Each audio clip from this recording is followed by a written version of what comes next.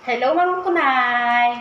Kung nakikita nyo, andito ako sa aming munting kusina. Magluluto, ipapakita ko po sa inyo ang ating mga ingredients. Ito po ay nagpaturo ako sa aking kapatid.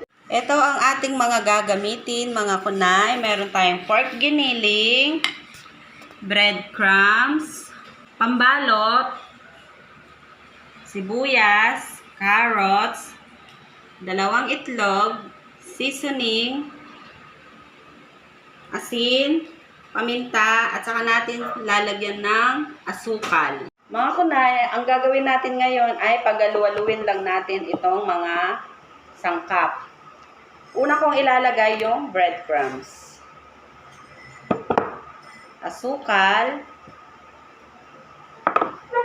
paminta, asin, seasoning, carrots,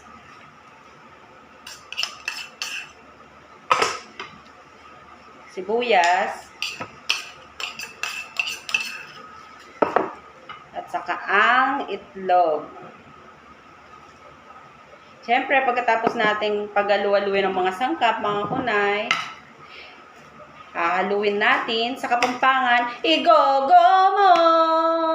Yan, haluin lang natin siya, mga kunay. Mas maganda kung haluin natin siya, gagamit tayo ng gloves para magpatay ang paghalo niya. Kung wala akong gloves, mga kunay. Kung wala akong gloves, mga kunay, ang gagawin natin, lalamutak natin siya. Pag nilamutak mo, mas masarap. Yan, yung ganyan, ganito pag-lamutak, mga kunay. Yan, yan, mas manyaman yung makanining, para magogo, king cake at ang homemade siomai. Yan. Kaya lang, maalis ang aking gloves. Sumusuko, sarap sumusuko. Kung ano kung sukuhan. Yan, gawin lang natin siya, mga kunay, hanggang sa magpantay ang kanyang sabon. Basta, mga kunay, magpantay ang kanyang texture. Basta po. Sana. Kaya mga kunay, haluan natin ganyan. Ito lang nagpapakay. Kaya mga kunay, haluan natin siya. Ngayon, natuwa ko. Nag-usap pala ako sa mga kunay, tapos hindi natin ilalagay. Natuwa nga sa ate ko, no, kung paano balik. Kasi syempre, di ba mga kunay, first time gumawa. Kaya ganito balot na kasi, kami lang nakakain, di ba? Nag-usap kamay mga kunay, tapos magbabalot na tayo. Hindi. Okay. Dapat pang itapos mo. Hindi ako naman. Hindi niya dapat. Nanang kunay, ganito. Okay lang mga kunay. Hindi naman masama sa first timer. Ang importante mga kunay, masarap. Ay, hindi ko pala sabi mga kunay, masarap kasi hindi pa namin natitikman. Kasi alam niyo mga kunay, ang mga gusto ko yung ulan ng mga pamangkin ko, yung ganito. Kaya sabi ko, si pag-bili ng mga kunay, yung per order, 45 pesos. Diba? Okay na ganito mga kunay. Isa nga dito, pangit magkabal ng kapatid ko, parang puro balat. Yan nakaganito.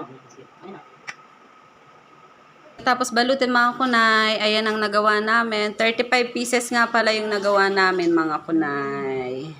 Ngayon ang gagawin natin, i-steam natin siya. Nagpakulo ako ng tubig. Dahil wala kaming steamer mga kunay, eto na lang ang gagamitin natin. Ayan mga kunay, nilagay ko na lahat yan mga kunay. Bale, i-steam natin siya ng 50 to 1 hour. Tapos mga kunay, habang ini-steam natin yon, gagawa tayo ng bawang. Yung piniprito na ako nito.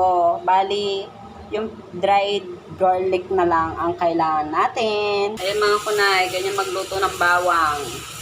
Luto na ang bawang mga kunay. Hintayin na lang natin yung siomai na maluto.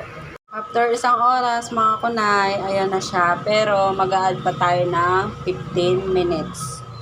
Ayan mga kunay, tapos nag-iwan up ng kalamansi. Siyempre, lalagyan natin siya ng toyo.